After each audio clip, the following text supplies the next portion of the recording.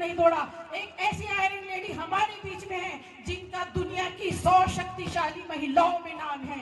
यह हमारे लिए गौरव का विषय है।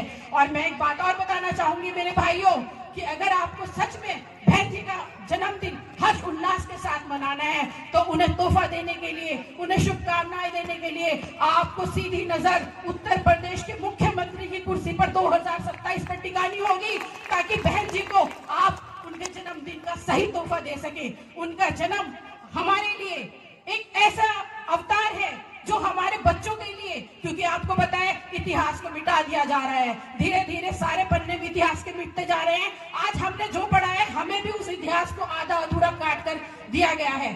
1984 में जो बीएसपी बनी, उस बीएसपी ने क्या किया कि जो हमारे दलित, मुस्लिम और हमारे जो माइनॉरिटी SC ST OBC के लोग थे उन्हें इकट्ठा किया। मैं आपको साबित कर देना चाहती हूँ कि मुसलमान कभी भी दलितों से और अदर से अलग नहीं है। बाबा साहब के लिए जब खिड़कियां और दरवाजे नेहरू और गांधी ने बंद कर दिए थे तो एक मुस्लिम सांसद ने इस्तीफा दिया था अपनी सीट से और उनको संसद में पहुंचाने का काम किया था।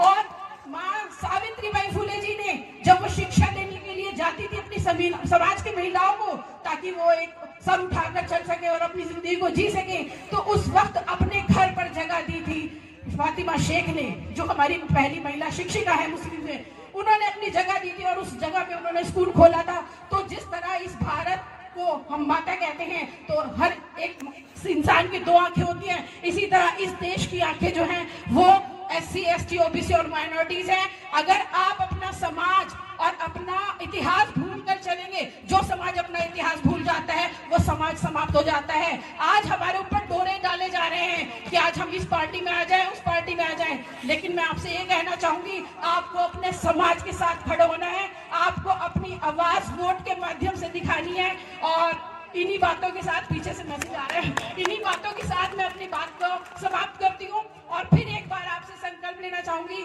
कि 2027 में बहन जी ने जो हमें ऐसा मुख्यमंत्री आज तक नहीं मिला था। एक छोटी सी बात मैं अपने बचपन की कहना चाहूंगी, क्योंकि मेरा पहली बार ये मंच पे मैं बोल रही हूँ बसपा के। मुझे याद है कि सहारनपुर में लाइट नहीं आती थी, बहुत कम लाइट आती थी, मेरे ख्याल से मुश्किल से 24 घंटे इसमें 8 या 10 घंटे लाइट आती थी। और वो जो बीच के गैप थे, पहली बार मैं बहुत खुशकिस्मत हूँ कि जब बहन जी पहली बार यहाँ पर मुख्यमंत्री बनी तो पहली बार सहारनपुर को 24 घंटे लाइट मिली और पहली बार सहारनपुर को एक मेडिकल कॉलेज दिया गया जिसका नाम डॉक्टर मान्यवर काशीराम जी के नाम पे रखा गया। अब आप इस चीज से अंदाजा लगा लीजिएगा, अगर आप अपनी जगह छोड़ेंगे तो वो आपकी जगह हथिया लेंगे। जहां जहां मान्यवर काशीराम जी और बाबा साहब के नाम पर और हमारे महापुरुषों के नाम पर जो जो स्थान बनाए गए हैं उनका नाम सरकार बदलते ही बदल दिए जाते हैं। आज उस कॉलेज का नाम बदल दिया गया है और मैं ये कोशिश करूंगी और मैं ये कहना चाहूंगी कि अगर आप ये चाहते हैं कि आने वाली नस्लें आपकी खुलकर सांस लें, आपका संविधान जिंदा रहे। एक बात मैं संविधान पर कहना चाहूंगी कि आज जो संविधान है वो खतरे में है। ये मैं पिछले 2013 से कहती आ रही हूँ। और जो आप संविधान अब इस वक्त देखते हैं उसका जो कवर है वो संविधान का है, अंदर उसके मनुस्मृति भी है जो इनडायरेक्ट वे में आप पर लागू की जा रही है। आज तक संविधान जब से देश आजाद हुआ है पूरी तरह लागू नहीं हुआ और इस देश में इस संविधान को अगर आप लागू कराना चाहते हैं तो आपको बहन जी को ना सिर्फ मुख्यमंत्री बनाना होगा बल्कि राष्ट्रीय अध्यक्ष है तो राष्ट्रीय हमारी प्रधानमंत्री भी बहन जी को आपको बनाना होगा।